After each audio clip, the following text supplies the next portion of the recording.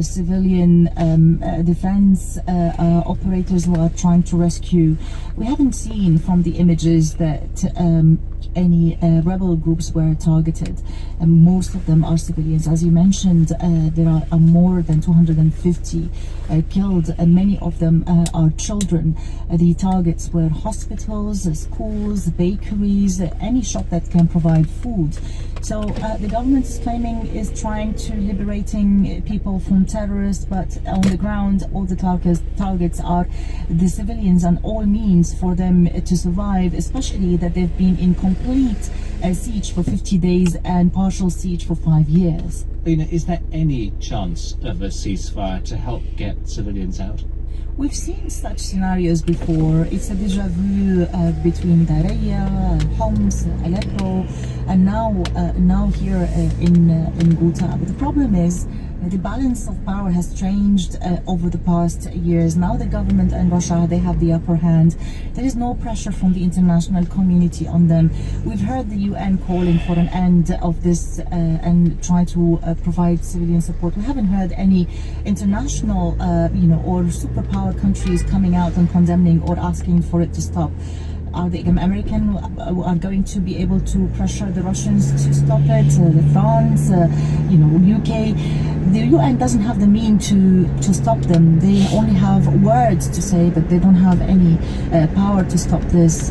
People, although they're expecting the international community to help them, but they know that they've been let down. Almost everyone I talk to inside Ghouta, you hear their scream that we're being let down, we're being let to die, and no one cares. Lena Sinjar.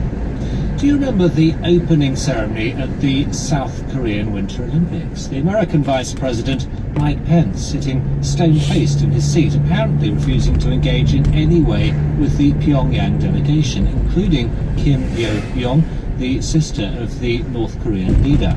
Well, now the State Department has come up with something of an explanation, suggesting that Mr. Pence had been due to hold secret talks with the North Koreans the following day. Our correspondent in Seoul is Stephen McDonald. This story involving the US Vice President Mike Pence and the sister of the North Korean leader Kim Yo-Jong continues to become even more fascinating, despite the fact that the two have now left the country. And that's because details have emerged of a secret plan for the two to actually meet here at the Winter Games. And if the details, as we're told, coming out of Washington are correct, and this is coming from the State Department as well as the Vice President's Chief of Staff and other officials in the White House, he was sitting in the main stadium at the opening ceremony within handshakes distance of the North Korean leader's sister, and didn't even say something like, well, see you tomorrow or something like that, because at that point he still thought the meeting was on. And it was only at the very last minute, the hours before the meeting was to take place at the presidential Blue House here in Seoul, that the North Koreans have pulled out.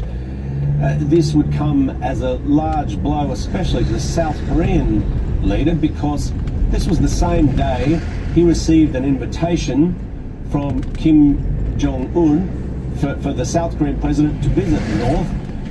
On either side of that meeting, the US and North Korean delegations were supposed to meet. He's the one who's instigated this, who's encouraging both sides to get together, and yet the North Koreans pull the pin when everyone thought it was ready to go. Stephen McDonald in Seoul. You're listening to the BBC World Service. Justine has the headlines. There have been renewed calls for a humanitarian pause in the fighting in Syria as pro-government forces continue their bombardment of the besieged rebel enclave of eastern Ghouta. International experts have warned of the dangers posed by the malicious use of artificial intelligence by rogue states and terrorists. And the Trump administration is finalising a ban in the US on the accessories which turn legal weapons into machine guns. Yes, Mr. Trump has expressed his support for banning the mechanisms known as bump stocks, which allow rifles to fire hundreds of bullets in rapid succession. It's in response to the Florida school shooting last week, in which 17 people were killed. Dozens of students who survived the attack are in Florida's state capital, calling for tougher gun controls. Barbara Plett-Usher is in Tallahassee. Mr. Trump said he directed the Attorney General to draw up regulations banning bump stocks. He's also signaled he's willing to support legislation that modestly tightens background checks.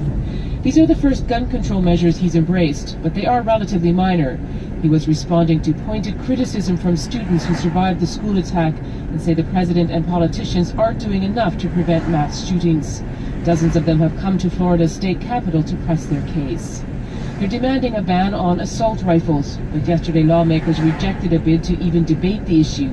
Still, the horror of the shooting seems to have overcome some of the resistance in the state's Republican leadership, and the legislature will be considering a package of more limited gun restrictions.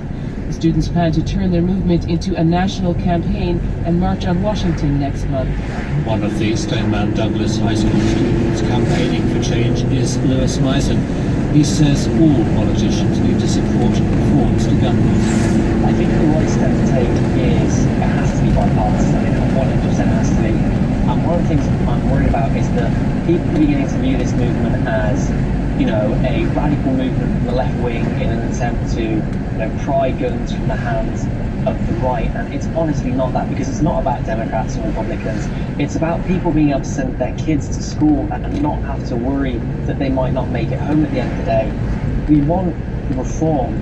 We want change. We don't want a radical overthrow of the Second Amendment, because, I can respect the Second Amendment and I can respect gun culture in America, but I can't respect 19-year-old mentally unstable kids having semi-automatics and being able to walk into a school and kill 17 of my friends and teachers. This happened under 2 Democratic presidents and 2 Republican presidents, so again, it's not a party thing.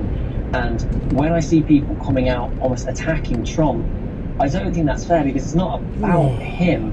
It's about, the American culture.